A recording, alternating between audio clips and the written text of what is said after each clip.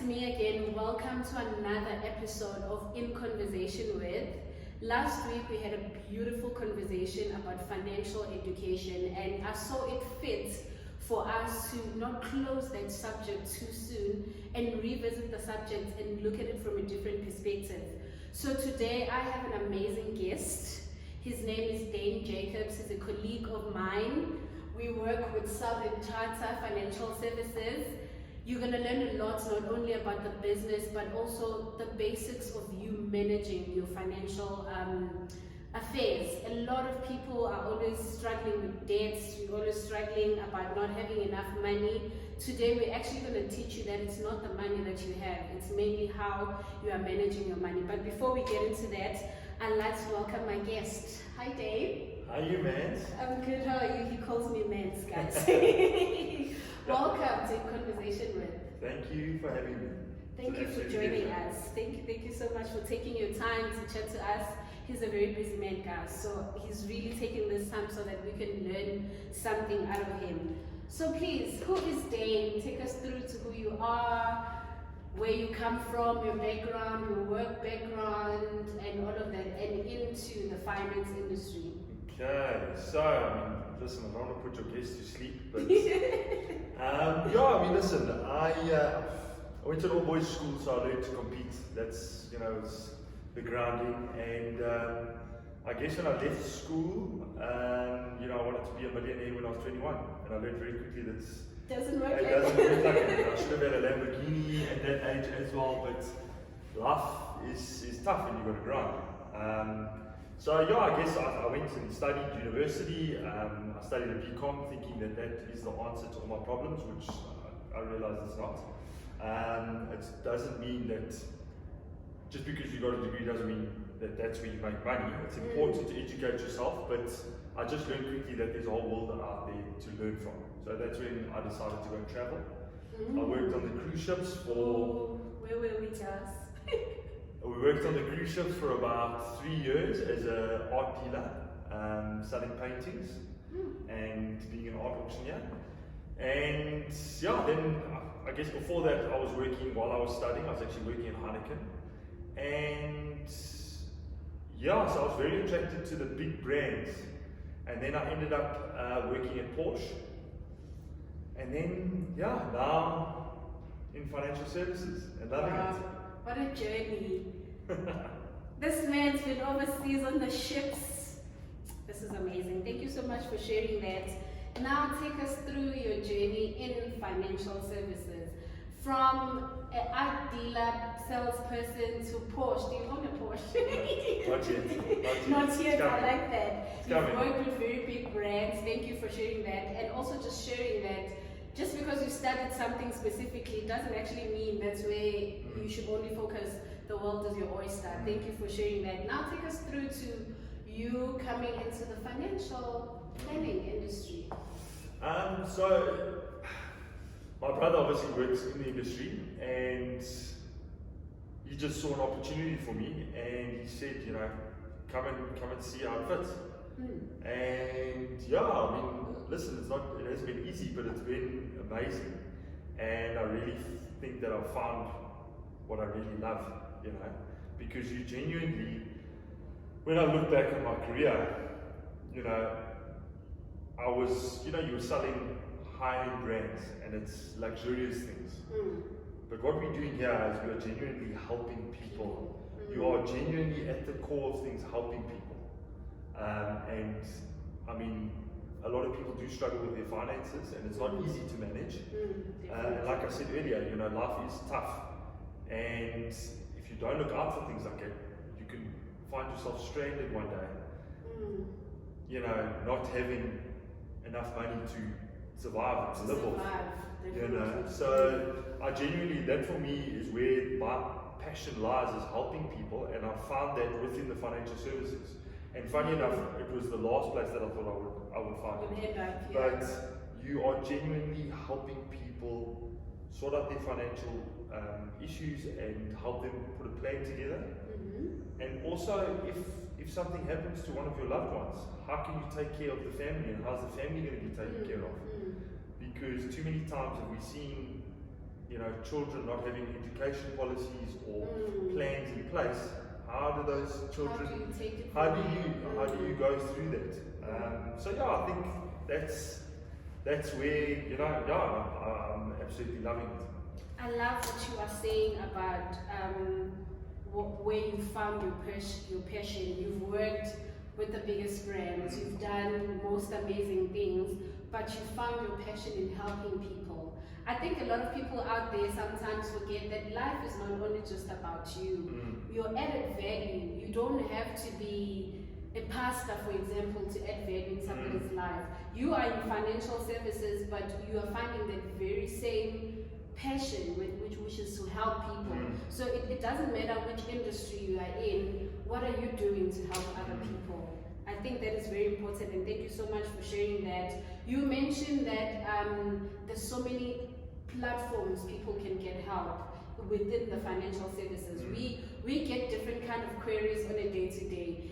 There's people who will ask us the most basic stuff of financial management, and these are not any people. We're talking probably CEOs, people who are smart, like they know what they're doing in the field that they're in. But some of the questions that they ask us, they just show us that actually a lot of people are not educated about financial management. The moment you say finances, I don't know what happens to our screws, it just goes left quickly. What do you think can be done to educate the modern people, not only just the modern people, all people, when it comes to the importance of understanding your finances? A lot of people think that you have to have a lot of money to start worrying about financial planning, but it doesn't take you having a lot of money. What do you think we can do to help people to be educated so that we don't have to deal with the queries that we deal with sometimes? I guess you hit the nail on the head. Education is so important. And you don't have to be a CA to understand how finances work. Yeah. But true. I remember someone telling me, if you seek, you shall find. So if you would like to be wealthy one day and have a healthy retirement, you need to play your part, and you have to go and educate yourself. And there is YouTube, there is books, there is information that we are absolutely spoiled with everywhere. And it's important for everyone to make sure that they manage their finances correctly. Even having a coach, like a financial advisor, that can help just guide you into the right direction and help educate you. And it's not an impossible task, but you have to make an effort. No one's going to come knocking on your door while you're sitting on the couch watching TV. Hi, let's talk about your finances. You have to make the first step. You have to take initiative and say, I want to get better. I want to learn, and I want to get out of the situation that I'm in. And that's how it works. That is taking that first step, buying that first book. It doesn't matter what it is. There is endless amounts of books. That you can work with. YouTube. You don't even have to read anything, you can watch. So I think just taking that first step, and like I say, one of the best advices anyone ever gave me, if you seek, you shall find. Definitely. I like what you are saying, that it all begins with you taking the first step in being educated. A lot of people are ignorant. We have so much information in our faces, like we're just ignorant. We take in what we want to take in, but we avoid the things that actually shape us. And financial planning is one of those things.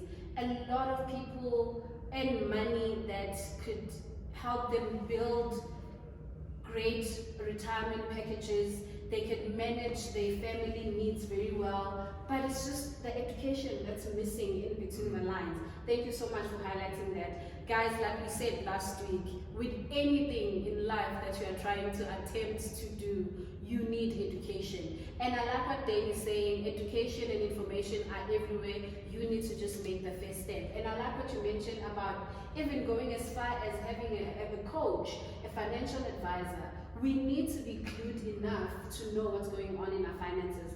The stats in South Africa are shocking when we're talking about people who are financially independent. I don't even want to mention the percentages, because you're just gonna, I don't know what you're gonna do with yourself.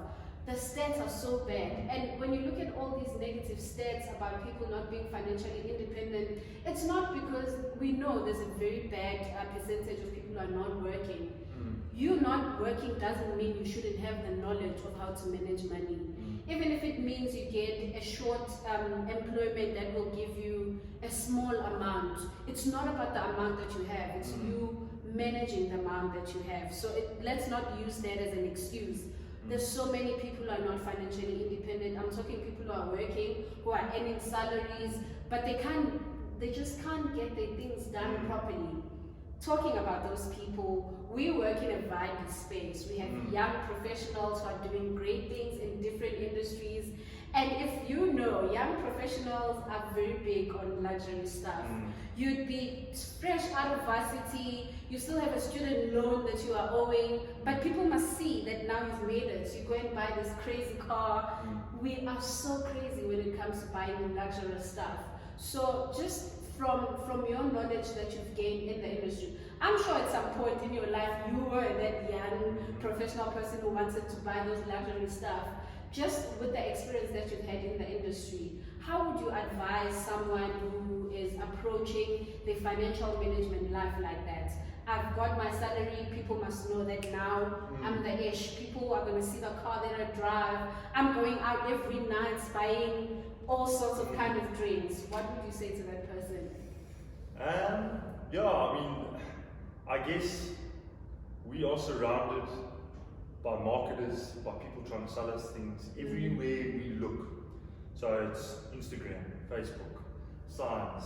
I mean, you walk into a shopping center and people are trying to sell you the new sneakers and this, and then Kanye West comes up with a new pair. Everyone needs to have them. And it's overwhelming. And of course, everyone wants to look good, everyone wants to feel good. It's just in us. Yeah. But it's important to understand that a budget is there for a reason, and you need to stay within that budget. Okay? Yeah, it's not easy. If it was easy, everyone would be doing it. It's difficult, and that's why. I mean, you go, and it's a classic. I was there. You get your first job and you walk into a car dealership. You want to get your first car. That guy's trained to make sure that you can buy that car at an affordable price, and even though he knows you can't afford it, he won't tell you that. He won't tell you that. He wants to sell you the dream. So he's not thinking of, once you leave, what is the situation like at home? How much money are you putting away every month? Are you building your retirement, your wealth? Are you creating wealth? Because buying materialistic things, they come and go, just like the seasons. The seasons, they will come and go. And their value depreciates. And the value depreciates. So just like when it's summer and you've got money and you're able to buy, when the economy turns and it's winter, all of a sudden those things aren't so important. So that's where education comes in, to say, these are things that you should be spending your money on, okay? Putting money aside. Not spending more than half your salary on a car. Because it's easy to do that. Cars at the moment are, you're looking at between 300 people are buying cars for R1 million, and they're living in a 2-bedroom. You know what I'm saying?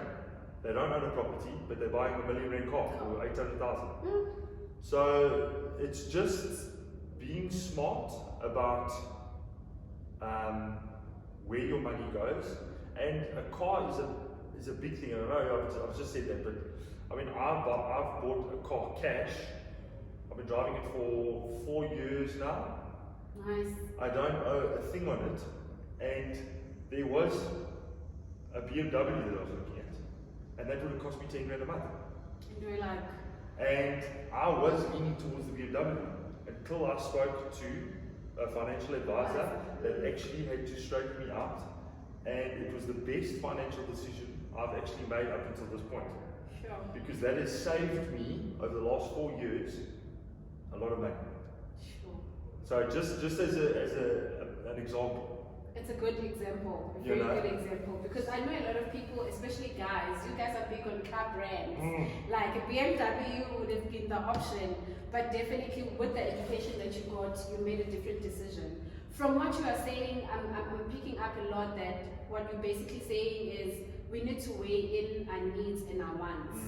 You know, you can't be buying a car and, like he said, you are renting out, you're buying a 1 million rent car while you are renting a 2-bedroom. Like, that doesn't make financial wellness sense.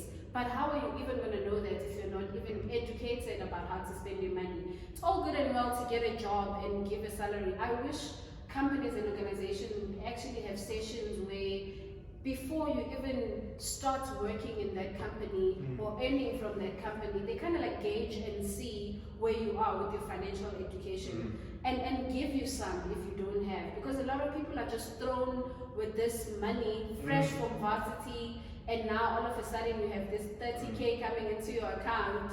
You don't know how to spend that money. There was actually conversations where I was saying to people that actually we should have financial education as part of the school subjects from when we are kids growing up. You can't come to a 24-year-old who already has like credit card debts and be like, so where's your budget? So I really appreciate you sharing your experience and mainly sharing on what the education can also do. Guys, let's weigh in on our needs and wants. That for me is very important. You cannot make that mistake. There's people who will go out clubbing, Dane, I'm telling you. They'll go out clubbing the whole weekend and spend literally almost all their salary. They haven't even paid rent. And you're like, so clubbing was the answer to your problems, and now you don't have rent, your debt is not paid, now you're trying to rob Peter to pay Paul. We don't have to do all of those things. Who are you trying to impress? You can drive your expensive listen, let's say you did get that BMW and we were going to look at it and be like, wow, then it looks great. But then you get home, you're like, sure, 10,000 rand a month on a car. Guys, listen, we need to be educated. We are losing something along the way. You mentioned... Sorry, Max, just to interrupt there, sorry, but I actually do want to mention that I think an ego plays a big part.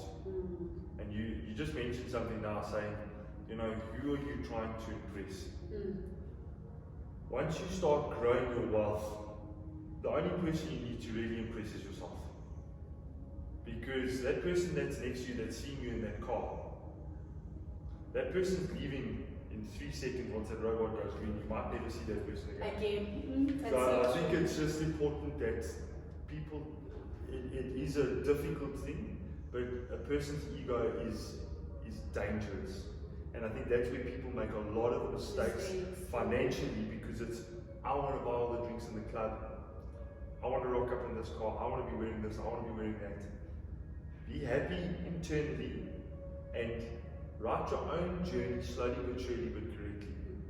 And you'll see the wealth will come. And another thing, Dan, we're not saying there's anything wrong with you wanting that car and buying all the drinks and all of that. We're just saying, can you afford it? Not the money that you have in your account. Are all your needs paid up? Is your house paid for? Are your kids taken care of? Is your family taken care of?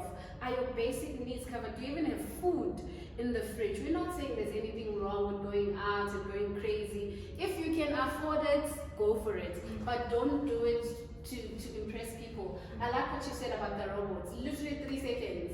We'll never see you again in that Porsche of yours, so why buy it to impress me?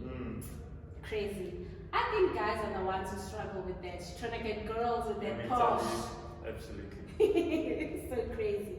You mentioned a lot about people having a budget in place, and you were also mentioning a lot about people having savings. We're going to look at different types of savings. We can save for a short-term goal, long-term goal. You mentioned retirement at some point. How do we develop a culture of saving in our families, in our circle of friends, in the working space, in the communities at large, even with the small little people? How do we develop a culture of saving in our communities? It starts by doing it. It starts by creating the habit. And unfortunately, humans aren't, not all humans are disciplined where they put money aside every month. So create the habit, create things, put systems in place that do it for you, you don't have to think. I like that. A debit order goes a long way. You don't have to see it. By the time, all your debit orders are going off, your savings is going off, your investments are going off. And then, whatever you've got left over, that's going to last you for the rest of the month. And that's when the budgeting starts coming in. But to create a savings culture is start and set systems in place, because, like I said, humans aren't naturally disciplined. Not all of us. Most of us. Most of us. So, That's so true. it's as easy as that. Sure, that is so powerful. I like what you're saying about putting systems in place. Like, it's a lot easier for it to go off on a debit order than for me to actually go and pay to wherever I want to save it. A lot of people think that having a savings account that you can go at any time and take that money to pay rent, but somehow my mom was out with friends, or we had friends over, there was like this big braai in this family, but now they're complaining about this. That's the culture a child is going to adopt. So if you want them to have a good financial planning culture, you need to actually do it. That's where you start. 100%. A lot of people have this misconception that financial planning and talking about money is for people who actually have money. What do you think? It starts with the first rand. If you manage that well, then you can manage 2 rand. And if you can manage 2 rand, then you can manage 10 rand. If you can manage 10 rand, as soon as you get to a point where you actually are unable to manage your money correctly, that's when you'll start hitting speed bumps. And then, unfortunately, the wealth will start getting less and less. But if you get to that point, I can manage 30,000 rand. Then you go to 50. I can manage 50. Okay? Then it grows. And that's how it goes. It starts, it doesn't matter if it's 5 rand. If you don't manage that 5 rand, it's better for you to go buy a pack of Lays or whatever it is, or 10 rand. It's the smallest step. It's the same concept. I like what you're saying. The same principles apply no matter how much money you have. If you can't, there's even a Bible verse that says if you can't be trusted with little, you will not be trusted with more. So if you struggle to manage that 10,000 rand salary that comes in, it's always like a mission up and down, then who's going to trust you with 20,000 rand? Some of the reasons why you're not advancing in your financial income that you're getting, it's mainly because I think God doesn't trust how you're managing your money. So maybe we need to look into that. It's very important for you to be faithful with the little so you can be trusted with the more. And the principles are the same. I like what you're saying. People think that, oh, this one is always meeting with the financial advisor, or they have a budget in place because they make a lot of money, no wonder. No, it's not because they make a lot of money, it's a principle. You need to educate yourself on how to spend your money. You cannot be earning 10,000 rand, for example, and then your apartment is like 8,000 rand. You could get a lesser apartment. You could stay at home if you're still in a position to stay at home. You can find someone to share your apartment with. I got a flat when I had to start adulting. I got a flat, it's a 2-bedroom flat. Obviously couldn't afford to pay the rent at the time, and I loved the place and I actually wanted to stay there. I started to look for people that I can share an apartment with. Brilliant. I'm a young lady, what the hell am I going to be doing with the 2-bedroom apartment? What am I going to be doing with it? So I went on Gumtree, looked for people that I can share an apartment with. When the rent comes in, half of that rent is paid for by my tenant who I'm staying with. It's just smart money choices that we all need to make. I love this conversation. We can go on and on and on and on. There is something in our culture, I don't know about your culture, the colors are different, guys. Let's not make that mistake. And I will be getting the land back, don't worry.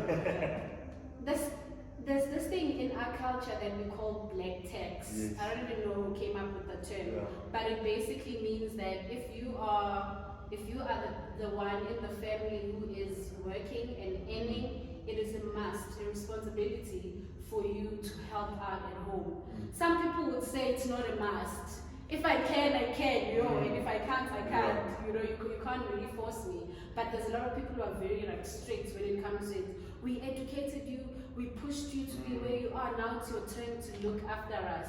I have mixed feelings about it because honestly, you cannot expect me to work as hard as I can day to day to earn this money, and you want me to look after people who are not doing as much, who are not wanting to even attempt to work. There's people in our families who literally refuse to work.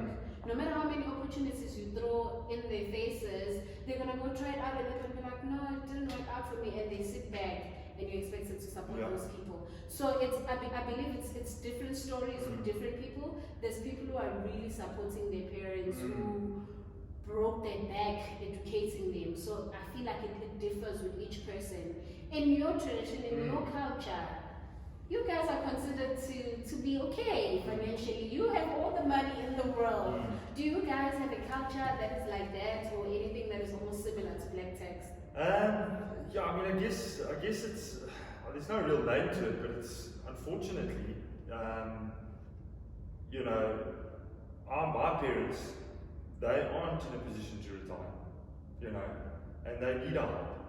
And again, I mean, we were taught from young, from the Bible, respect our mother and father, and just, I'll never leave my parents on the streets, so I do what I can to obviously support them, and we do that as a family. But I just think, our generation, obviously there are people that have been able to retire successfully, but there is majority of our country, our moms and dads, they can't, and they're working till they're 70,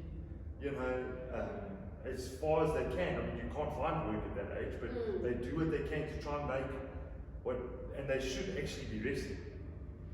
But that's what happens unfortunately, when the planning doesn't start sooner rather than later. Because it's coming.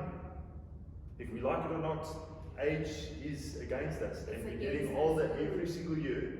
So, it's one thing. I'll never leave my parents on the streets or anything. I will always just have that culture of looking after them, how they look after us, because they really did everything they could for us, and also they made sacrifices to spend more time being with us, I guess it's just if you can, why help not? out, Definitely. I like what you are saying. In our generation now, a lot of people would say we're dealing with black tax. Let's focus on when we're looking after the parents. They started later when it comes to saving, or whatever situation that they had to deal with, which led them to a point where they're not able to retire financially independent. So I like what you are saying. We just need to be a different generation. We're not doing away with black tax. We're not doing away with financial supports. They don't have a name for it, guys. We're not doing away with it. We just say, fine, this is where we are. We are a little bit more educated than our parents. The older people, we're a little bit more educated. When you retire, do you want your children, the ones who are babies now, or children that you're still gonna have, to worry about looking after you? I think we need to break that culture. Obviously, there will be instances where you can't avoid it. But if you're in a position to avoid it, you start earning a small salary now. Start putting away money for your retirement. It's one of the products that we are offering at Southern Charter, where you have a platform to save for your retirement. We get a lot of people complaining why they cannot withdraw their money. Guys, you cannot withdraw from a retirement annuity fund until you've reached retirement age. Let's not have this conversation again. They freak out, I want my money and all of that, but you're actually helping yourself in making sure that you be in a better financial position when you do retire. So help as much as you can, but in helping, try to build a culture where in the next generations to come in your family, you don't have to worry about sending money at home. You just send it because you want to, but not because they are actually dependent on it. We are about to close. Thank you so much for your time, for taking the time to chat to me. You've shared some very wise words there. We really appreciate that. But before we close our conversation, can you please give us like a brief structure on, okay guys, I've heard you, I've been listening to you, and I really want to make my change, and I'm going to go to get the books and get all the education that I can. Now I've got this money in my account. What is the right way for me to structure it? My income comes in.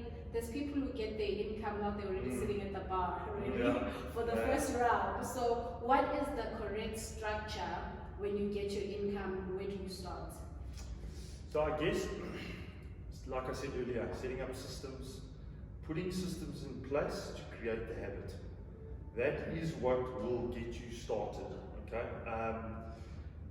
We spoke about retirement annuities earlier, and you know, people do look, you know, they frown upon it sometimes, but I can tell you, like you said, it is the backbone of your financial planning, because again, when that BMW is available and all you need is just that extra 50 grand, you know, people will dive into money that is available. But when it's in a retirement annuity, the plan is that it will last you until the age of 55. So you might as well just use it and build it, okay? Another thing about a retirement annuity, our biggest expense as consumers is tax, okay? Every single year, the amount of money that we spend on tax, and a retirement annuity helps us take advantage of the tax benefits. So that's just another additional savings in our investment portfolio. So using a retirement annuity as your foundation, and then breaking off and branching off in, you know, some pension funds, unit trusts, and again, like I said, create the system. Once you have the system, it'll create the habit. Set up debit orders before that money even hits your bank. It's already gone somewhere else. And before you know it, you'll be so surprised. See what happens in 12 months. Once you give yourself 12 months, set yourself a goal and see what happens. It's easy for you to adopt it as a habit. That is so powerful. Thank you so much for sharing that. I like what you're saying. Set systems in place that before it even, you're already sitting at the bar, but you know that your rent is paid for, you've saved what you need to save, you've attended to your needs and they are covered before you can focus on your wants. We know how hard you guys work, so we know you want to spoil yourself now and again, but you don't have to be dumb about it. There are systems in place, just use them. Debit order seems to be working very well. It hits hard when you get that debit order going to your retirement annuity and you're like, I'm too young to even think about retirement. Those who are facing troubles now when they have to retire and they don't have money, at your age, they also thought they were too young for them to start saving. So basically our conversation today was mainly to alert you, to keep you awake about your financial planning life. You need to have a plan in place. You can't just, I'm going to work and earn money and then blow that money and then we do that again next month. You said something about age. It's creeping in slowly. We're all not getting any younger. We need to start making smarter choices. Not only when it comes to managing your finances, in life in general, you need to start making smart choices. There's so many products that we are working with on a daily at Southern Charter. There's so many financial advisors, financial managers, financial coaches who are available to help you. You just need to take the first step, like we said earlier on. You can look at life policies. You can look at your insurance, your car insurance, your house insurance. There's a vast of products. We are an independent FSP, obviously, so we can help you in every sphere of it. But we're not going to come to your house. I like what you said earlier on. We're not going to knock with the information on your door. So you're the one who actually needs to take the first step. Help is out there. It's available. You need help managing your 10,000 Rand. Get the information. Speak to someone who knows, who seems to be doing a little bit better. Don't just, you mentioned something earlier on when you said, when you walk into a car dealership, for example, that person you walk into is trained to get you to buy that. So they're not your friends. They don't know you like that. They're just doing their job, which is not wrong, but you need to be smarter to know that actually this deal you talk about is great. It's just not for me. Thank you so much, Dane, for spending the time with us and in conversation with. We hopefully gonna get more tips, financial planning wise, from him or from the team. But just get yourself educated. Any last words to our viewers? Yeah, man, thanks for having me. I think it's vitally important that we get this kind of information out. It's available, and a change can happen like this. And again, it's up to you. I will just leave you with a book recommendation, if I may. It is a very big book, but what I really like about it is it has the biblical stories involved. It's called the Prosperity Bible, okay? And there's about 4 or 5 books inside the Prosperity Bible that talk about creating wealth through stories of the Bible. Can I tell you something? I have that book on the side of my bed, Prosperity Bible.